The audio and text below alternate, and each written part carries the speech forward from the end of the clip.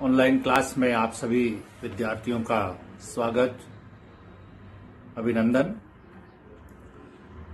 विद्यार्थियों, इतिहास के विद्यार्थी होने के नाते हमें यह भी चाहिए कि हम अपने आस पड़ोस के जो क्षेत्र हैं, गांव है, शहर है, उनकी ऐतिहासिक जानकारी भी रखें। विशेष रूप से जो विभिन्न समुदाय हैं जो आदिकाल से जुड़े हुए हैं या जिनके बारे में बहुत ज्यादा कुछ जानकारियां नहीं हैं, उनके बारे में जानकारी रखना हमेशा ही हमारे मन में उसके प्रति एक ललक होनी चाहिए, एक जिज्ञासा होनी चाहिए। तो ऐसे ही जिज्ञासा वाला जो टॉपिक आज है, बहुत कम विद्यार्थी या लोग इसके बारे में जानते हैं। उस विषय को मैं आज आप लोगों के सामने रख रहा हूं। 44 मेरवाड़ा बटालियन की स्थापना और उसका मेरों के जीवन पर प्रभाव, यानी कि अंग्रेज सरकार द्वारा यहां आना और उसके बाद में यहां के लोगों की हैबिट्स, जो दिनचर्या है, उसको समझना और उसके बाद एक फौज की स्थापना करना, उसका यहां के जो निवासी है जिसे अंग्रेजों ने अपने सारे दस्तावेजों में मेर कहा है। भले ही यहां के लोग अपने आप को मेर नहीं मानते हैं, लेकिन जितना भी रिकॉर्ड है, चाहे वो राजा रजवाड़ा का हो या अंग्रेजों का हो, उसमें यहां के मगरा मेरवाड़ा के निवासियों को मेर बताया गया है। तो 25 जून 1818 को ब्रिटिश ईस्ट इंडिया कंपनी सरकार और महाराजा आली जा दौलत राज सिंधिया ग्वालियर के मध्य एक संधि हुई, जिसके अनुसार अजमेर मेरवाड़ा का क्षेत्र अंग्रेजों को दे दिया गया। 28 जुलाई 1818 को मिस्टर बिल्डर को अजमेर का प्रथम अधीक्षक नियुक्त किया गया। उसने मराठा सूबेदार बापू सिंधिया से कार्यभार ग्रहण किया। अजमेर पर अधिकार के बाद उसका ध्यान मेरवाड़ा में शांति स्थापना की तरफ मुख्य रूप से गया। ब्रिटिश सरकार द्वारा मेरवाड़ा पर आधिपत्य एवं नियंत्रण बनाए रखने के प्रयत्नों के परिणाम स्वरूप मेरों ने 1819 एवं 1821 ईस्वी के मध्य ब्रिटिश सरकार मेवाड़ व मारवाड़ राज्यों के विरुद्ध भारी विद्रोह कर दिया। अंततः अंग्रेजों ने उदयपुर एवं जोधपुर की संयुक्त सेनाओं के साथ मेरों पर आक्रमण किया। इस संयुक्त अभियान में बोरवा, अथूण, कोट किराना, बगड़ी, राजगढ़ आदि क्षेत्रों पर अंग्रेजों का अधिकार हो गया। मेरों की पराजय से अंग्रेजों की सत्ता स्थापित हो गई। सन 1819 में 1800 ईस्वी के मध्य में मेरों के विद्रोह का दमन कर तथा मेवाड़ व मारवाड़ के राज्यों से समझौते पर 3 शक्तियों में विभाजित मेरवाड़ा का एकीकरण कर उसके संपूर्ण शासन प्रबंध और मेरों को नियंत्रण में रखने की जिम्मेदारी अंग्रेज सरकार ने स्वीकार की। साथ ही लूटमार समाप्त कर उन्हें शांतिपूर्वक बसाने के प्रयास भी किए। सन 1822 ईस्वी में यह निश्चय किया गया कि मेरों को स्वयं के सुधार का साधन बनाया जाना चाहिए, यानी कि इनका सुधार ये स्वयं करे, इस हेतु प्रयत्न किए जाना जरूरी थे। अतः अंग्रेज अधिकारियों ने उन्हें रोजगार देने एवं उनके शौर्य का एवं साहस का उचित उपयोग करने के लिए उन्हें सेना में भर्ती किया जाने का निर्णय लिया। ये उनके धाड़ों यानी लूटपाट को समाप्त कर उन्हें सभ्य जीवन बिताने की ओर महत्वपूर्ण कदम था। यानी अंग्रेज सरकार चिंतित थी। उन्हें यह तो मालूम था कि ये बहुत साहसी है, बहुत लड़ाकू है, लेकिन इसका सही सदुपयोग नहीं हो रहा है। सर डेविड ऑक्टरलॉनी ने 6 नवंबर 1821 को मेरवाड़ा बटालियन बनाने के लिए एक प्रस्ताव भिजवाया।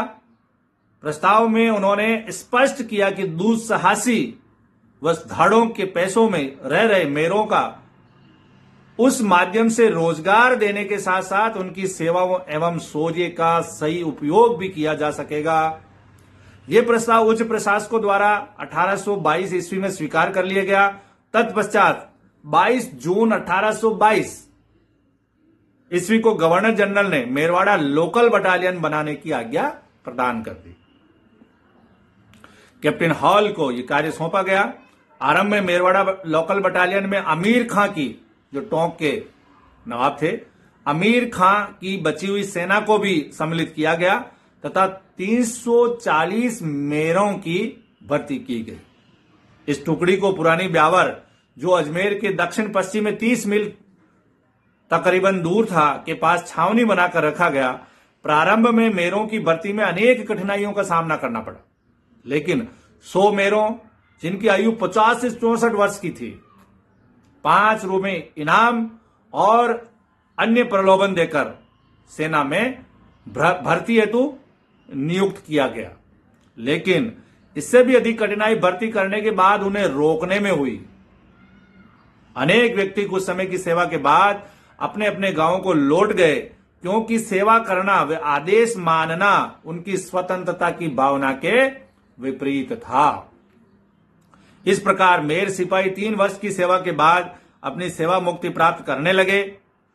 इस समय तक वे 1 बैलों की जोड़ी खरीदने जितनी राशि बचा लेते थे और कृषि कार्यों में लग जाते थे। बाद में धीरे धीरे संख्या बढ़ने लगी। सन 1823 में रेजिमेंट का नाम 14th यानी 14वीं मेरवाड़ा स्थानीय बटालियन और तत्पश्चात 1843 ईस्वी में मेरवाड़ा बटालियन के नाम से विभूषित किया गया। फिर 1826 में 9वीं मेरवाड़ा स्थानीय बटालियन और तत्पश्चात 1843 में मेरवाड़ा बटालियन के नाम से विभूषित किया गया।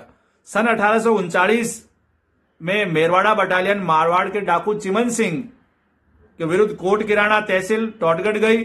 ठाकुर चिमन सिंह, जो मारवाड़ से भागा हुआ था, कोट किराना में लूटपाट करता था। इस बटालियन के सैनिकों ने चिमन सिंह और उसके साथियों को मार गिराया, लेकिन इस कार्यवाही में मेरवाड़ा बटालियन के भी 8 सिपाही मारे गए। दूसरी बार मेरवाड़ा बटालियन की टुकड़ी ने डोंगर सिंह नामक मारवाड़ के बागी ठाकुर को गिरफ्तार किया। इस अवसर पर कर्नल डिक्सन, मेजर फॉरेस्टर व ब्रिगेडियर रिचकी ने फौज की भूरी भूरी प्रशंसा की। वायसराय लॉर्ड मेयो ने इस बटालियन के स्वरूप में परिवर्तन करके इसे सैनिक कोर में पुनर्गठित किया। सन 1871 ईस्वी में इसका मुख्यालय ब्यावर से बदलकर अजमेर कर दिया गया। अंग्रेज शासकों द्वारा सन 1878-79 में इस बटालियन को सैनिक अभियान पर काबुल भेज दिया गया।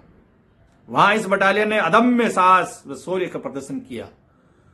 1891 ईस्वी में अजमेर जिले के मेरों द्वारा किए गए अन्य विद्रोह को दबाने के लिए इस बटालियन का इस्तेमाल किया गया। सन 1903 ईस्वी में ब्रिटिश भारतीय सेनाओं के पुनर्निर्धारण के समय इस सैनिक टुकड़ी का नाम बदलकर इसे 44th 44वीं मेरवाड़ा पैदल सेना कहा जाने लगा। मेरवाड़ा बटालियन का स्थानीय लोगों के जनजीवन पर प्रभाव। अंग्रेजों ने मेरों को मेरवाड़ा बटालियन में भर्ती कर एक अनुशासित सेना तैयार की थी। इन अनुशासित मेर सैनिकों पर अंग्रेज सरकार हर समय विश्वास कर सकती थी। बहुत ही कम समय में इन मेर टुकड़ियों को सैनिक तत्परता, चुस्ती और अन्य सैनिक नियमों के अनुरूप ढाल लिया गया। इस तरह के सैनिक अनुशासन ने मेरों को यथा समय जिम्मेदारी निभाना, स्वच्छता का पालन करना एवं आदेशों की पालना करना और सहज व्यवहार सिखाया तथा अधिकारियों के प्रति विश्वास भावना उत्पन्न की। इस बटालियन ने मेरों को शांति व अनुशासन का अग्रदूत बना दिया। उनमें आवश्यक श्रम, संयम, शांति के प्रति लगाव बढ़ने लगा। उनके व्यवहार के कारण अंग्रेज अफसर प्रभावित एवं प्रसन्न हुए। उनके भत्तों व मासिक वेतन में वृद्धि हुई। अब प्रतिमास वेतन एवं पेंशन के रूप में उनकी आमदनी मेरों के घरों में आने लगी, जिससे उन्होंने खेती में भी काफी उन्नति की। इसके अतिरिक्त मेरों की मेहनत से स्थानीय आबादी में कुएं खोदने, व मेड़ बनाने तथा बड़े बड़े तालाब बनाने आदि प्राथमिक कार्य संपन्न हो सके। इसके परिणाम स्वरूप मेर समुदाय में शीघ्र ही परिवर्तन परिलक्षित होने लगे। इस प्रकार से ये बटालियन मेरों के एक प्रकार का प्रशिक्षण का केंद्र बन गया, जहां सभ्य जीवन और आज्ञा की पालना मिलती थी। बटालियन में निवास के समय सभ्य आदतें और शिष्टाचार का प्रशिक्षण प्राप्त कर जब मेर घर लौटते थे तो उनके ग्रामवासी उनकी शिक्षा से प्रभावित होते थे। इस प्रकार मेरवाड़ा बटालियन ग्रामीणों को प्रगति की ओर ले जाने में काफी सहायक सिद्ध हुई। ये जितने भी मैं उदाहरण दे रहा हूं या जो बात कह रहा हूं वो सारी दस्तावेजों से प्रमाणित है। बहुत सारे अंग्रेज रिकॉर्ड्स और बहुत सारे हिस्टोरियन ने ये सारी बातें लिखी है। ये केवल मेरी बातें नहीं है। ये मेर शब्द जो बार बार आ रहा है ये दस्तावेजों में लिखा हुआ है, भले ही यहां के निवासी अपने आप को मेर नहीं मानते हो। मेरवाड़ा बटालियन का विघटन बहुत जरूरी है। हम चर्चा करते हैं कि इसका विघटन कैसे हुआ। तो कुछ जो प्रशासनिक कारण रहे हैं उनका जिक्र यहां पर दस्तावेजों में किया गया है, वो मैं आप लोगों के सामने रख रहा हूं। इस प्रकार अंग्रेजों की योजनाओं से मेरवाड़ा के रावत मेरात बटालियन में मिलकर काम करने लगे, लेकिन समय के साथ धार्मिक कट्टरता के पनपने से उनके टुकड़े टुकड़े हो गए। सन 1887 ईस्वी को 3 रेजिमेंट, जिन्हें बाद में 119वीं, 120वीं व 122वीं राजपूताना इन्फेंट्री के नाम से जाना जाने लगा, इनमें प्रत्येक में 2 कंपनी मेरों की भर्ती की जाने लगी। इन रेजिमेंटों के हिंदू व मुसलमान सैनिकों से जब इनका संपर्क हुआ तो इनमें अलगाव की भावना का उदय होने लगा। सन 1930 तक मेरवाड़ा बटालियन में मेर और मेरातों के बीच में मतभेद नहीं हुआ। यहां पर मेर पर्टिकुलर इस जो ये शब्द आया है मेर और मेरातों के बीच में, यानी मेर रावत को कहा गया है, मेरात को भी मेर ही माना, लेकिन उनके लिए अलग अलग शब्दों का इस्तेमाल हुआ है। मेर और मेरातों के बीच में मतभेद नहीं हुआ, लेकिन बाद में वैमनस्य उत्पन्न होता गया। एक दूसरे के हाथ का पानी न पीने व साथ साथ खाना नहीं खाने से इनमें विरोध उत्पन्न हो गया। चीता व मेरातों में खतना, मुर्दे को गाड़ना, हलाल मांस खाना आदि रिवाज बहुत पहले से चले आ रहे थे। इससे दूसरे मुसलमानों ने इनको मुसलमान कहना शुरू कर दिया और चीता व मेरात अधिक से अधिक मुसलमानी रिवाज को अपनाने लग गए और अपने को रावतों से अलग बताने लगे। इस प्रकार दोनों जातियों में अलगाव बढ़ गया। परिणामतः इनमें रोटी व बेटी का व्यवहार लगभग बंद हो गया। इन सब कारणों से मेरवाड़ा बटालियन का संगठन टूटने लगा। आरसी ब्राह्मले जिला पुलिस अधीक्षक को इस बारे में विस्तृत रिपोर्ट तैयार करने का कार्य सौंपा गया। उन्होंने इसका कारण बताते हुए कहा कि बंबई रेजिमेंट की एक टुकड़ी कुछ समय के लिए इलाहाबाद भेजी गई, जहां मेर मेरातों का संपर्क ब्राह्मणों व मुल्लाओं से हुआ। इसी के साथ यह भी बताया गया कि रावतों की एक टुकड़ी इंग्लैंड भेजी गई, तो उनके हिंदू साथियों ने उनको मुसलमानों के साथ खाना खाने पर प्रताड़ना की। इसी प्रकार मुसलमानों को दाढ़ी रखने के लिए कहा गया। सन 1902 और 1903 में रावत मेरातों के जातीय सम्मेलनों के द्वारा आपसी रोटी बेटी का व्यवहार बंद कर दिया गया। अंग्रेज सरकार का आरंभ में मेरों पर पूर्ण विश्वास था, अब वे समाप्त होने लगा। अंत में मेरों की फौज में भर्ती बंद कर दी गई। जो मेर फौज में थे उनकी धीरे धीरे छटनी कर दी गई। वेतन व पेंशन का स्रोत बंद हो जाने से मेरों को आर्थिक हानि हुई। जो मेरों की तरक्की हो रही थी वे 1903 में के बाद धीरे धीरे बंद सी होती गई। परिणाम से मेरों की सामाजिक अवनति प्रारंभ हुई। हालांकि छुट-पुट भर्ती अभी भी हो रही थी, लेकिन बड़ी मात्रा में भर्ती बंद होने से शिक्षा व धन की कमी होने लगी। इस कारण कुछ लोग पुनः लूटमार का कार्य प्रारंभ करने लगे। प्रथम विश्व युद्ध व द्वितीय विश्व युद्ध में 44वीं मेरवाड़ा बटालियन के जांबाज मेरों ने अदम्य शौर्य व साहस का प्रदर्शन किया था, लेकिन 1944-45 में इस बटालियन को हमेशा के लिए भंग कर दिया गया। हालांकि इसके जो लोग हैं उनसे जब बातचीत करते हैं तो उसके कई सारे कारण बताते हैं, लेकिन प्रशासनिक जो अमला है या जो प्रशासनिक रिकॉर्ड्स है उसमें ये कारण धार्मिक कट्टरता का बताया गया। 44वीं बटालियन के भंग होने का नुकसान मेरवाड़ा क्षेत्र के लोग आज भी उठा रहे हैं। अन्य बटालियनें जिनमें मेर मेरातों की भर्ती होती थी, रावत मेरात जिन्हें ब्रिटिश दस्तावेजों में क्रमशः मेर मेरात लिखा है कि सेना में भर्ती के लिए 44वीं मेरवाड़ा बटालियन के अलावा दूसरी बहुत सारी रेजिमेंट्स में भी कई कंपनियां थी। 1 दिसंबर 1926 ईस्वी के एक पत्र में मेजर जनरल कमांडिंग CCF टाउनशेड ने लिखा है कि राजपूताना एवं मध्य भारत की सहायक भर्ती अधिकारी के रूप में मैंने 1920 व 1921 में पाया कि सारे भारत में सेना में भर्ती होने वालों की संख्या के लिहाज से मेरवाड़ा सबसे अव्वल था। यहां 40% पुरुष आबादी सेना में भर्ती होने के लिए तत्पर थी, जो पूरे इंडिया में सबसे ऊपर थी। यहां तीसरे अफगान युद्ध 1919 से 1921 के दौरान भी भर्ती में कोई कमी नहीं आई थी। हिंदू मुस्लिम दंगे हो, असहयोग आंदोलन हो, लोग बड़ी संख्या में सामने आए। मैंने व्यक्तिगत रूप से इनकी निडरता, बहादुरी व प्रतिबद्धता देखी है। इनकी कर्तव्य निष्ठा पर कोई प्रश्न चिन्ह नहीं है। ये टाउनशेड ने 1926 के पत्र में अपने अनुभव लिखे थे।